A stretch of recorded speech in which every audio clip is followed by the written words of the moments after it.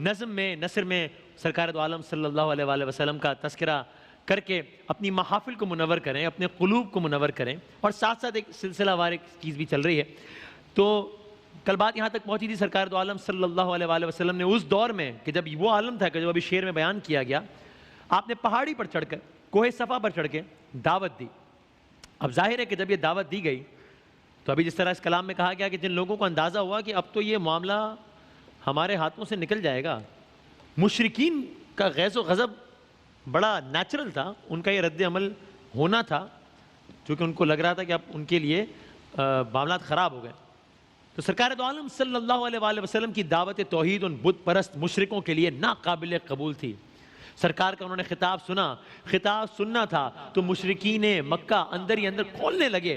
حالانکہ دل یہ گواہی دے رہے تھے کہ محمد صلی اللہ علیہ وآلہ وسلم جو کہہ رہے ہیں بالکل صحیح کہہ رہے ہیں، دل یہ گواہی دے رہے تھے. اور یہ میں نے کیوں کہا، یہ میں نے ایک ویسی بات عرض کرتا ہوں.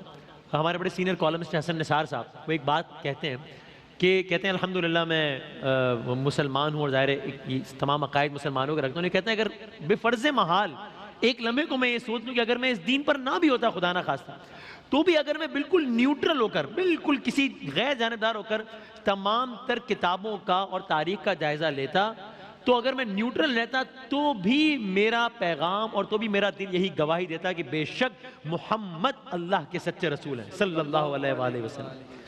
یہ بھی جبھی میں نے بات کہی کہ وہ انکار کر رہے تھے آقا کے احکامات کا، لیکن دل سے کنونس تھے کہ وہ جو کچھ کہہ رہے ہیں وہ ٹھیک کہہ رہے ہیں. وہ میں نے ایسے ہی نہیں کہہ دی جذبات میں، اس لیے نہیں کہہ دی کہ آقا سے الفت ہے، وہ تو ہے ظاہر ہے اور اس لیے تم کہیں گے.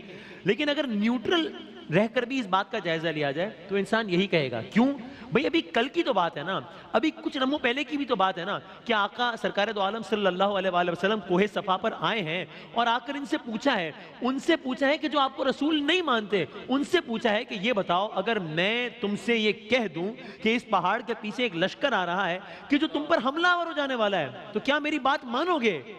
تو کہا اے محمد صلی اللہ علیہ وآلہ وسلم، ہم کیسے نہ مانیں کہ ہم نے اس زبان سے کبھی سچ کے علاوہ کچھ سنا ہی نہیں. کیسے نہ مانے بھائی؟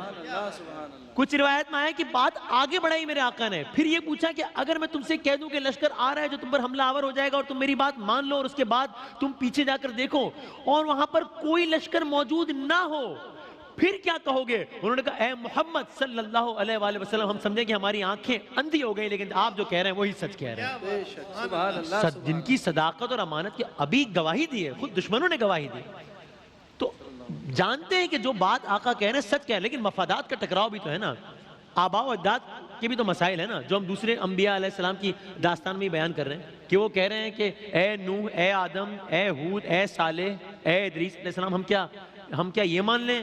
اگر آپ کی بات سچ مان لیں تو اس کا مطلب ہے کہ ہمارے باپ دادا سب غلط کر رہے تھے. تو بہرحال مشرکین مکہ کو یہ بات بھائی نہیں.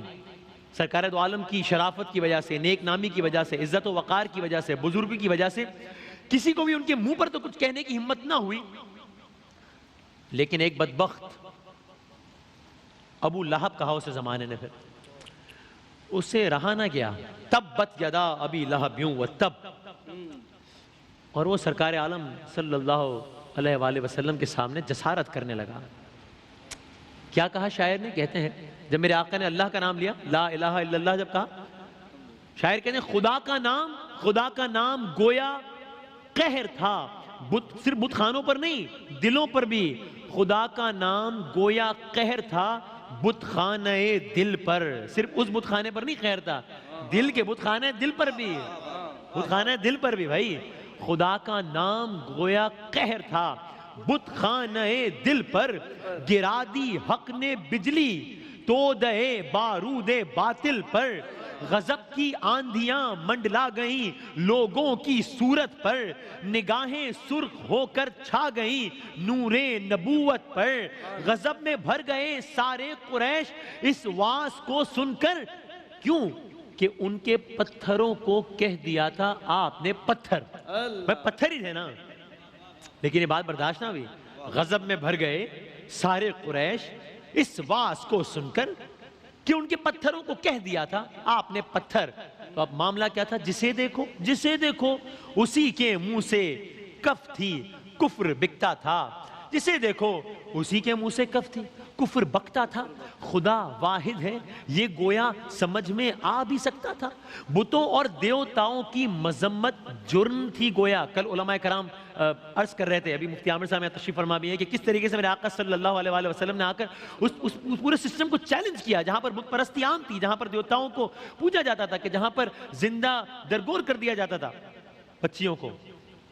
تو جسے دیکھو اسی کے منہ سے کف تھی، کفر بکتا تھا، خدا واحد ہے یہ گویا سمجھ میں آ بھی سکتا تھا، بتوں اور دیوتاؤں کی مذمت جرم تھی گویا، ہوا وہ شور برپا کہ قیامت آ گئی گویا. جیسے قیامت بھائی انہیں تو حق سے نفرت تھی، یہ باتیں کس طرح سنتے، کھٹکنے لگ گئے کانٹے جنہیں وہ پھول کیا چنتے. کھٹکنے لگ گئے کانٹے جنہیں وہ پھول کیا چنتے. مثال شعلہ اٹھا بولہب چیخا دہن کھولا. ابھی گستاخ بات کر رہا ہے. مثال شعلہ اٹھا بولہب چیخا دہن کھولا. خبردار ہے بھتیجے. اس سے آگے اور گر بولا. اب آپ اس بدبخت کی جرت دیکھیے. خبردار ہے بھتیجے، اس سے آگے اور گر بولا، ہمارے کہہ رہے ہیں سرکار سے، ہمارے دیوتا ناراض ہو جائیں تو پھر کیا ہو. تم اتنا ہی بتا دو میں نہ برسا ہے تو پھر کیا ہو.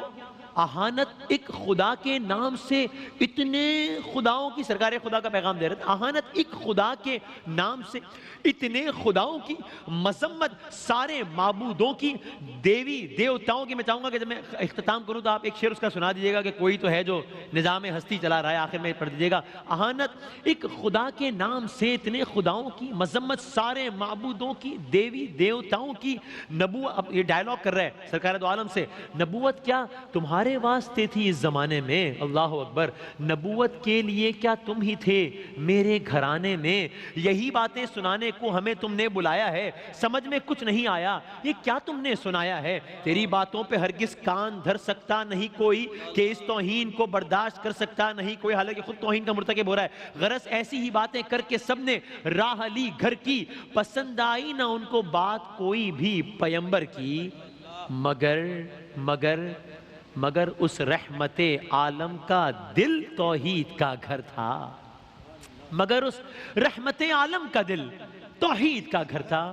نہ آ سکتی تھی مایوسی کہ یہ امید کا گھر تھا. نہ آ سکتی تھی مایوسی کہ یہ امید کا گھر تھا. میرے آقا صلی اللہ علیہ وآلہ وسلم علانیہ دعوت دے رہے ہیں اور مشرکین اب علانیہ مغلظات بک رہے ہیں، ظلم و ستم کے پہاڑ ٹوٹ رہے ہیں، لیکن میرے آقا پیغام دے رہے ہیں اور بتا رہے ہیں کہ کوئی تو ہے جو نظام ہستی چلا رہا ہے، وہی خدا ہے. دکھائی بھی جو نہ دے، نظر بھی جو آ رہا ہے، وہی خدا ہے. نظام ہستی چلا رہا ہے، وہی خدا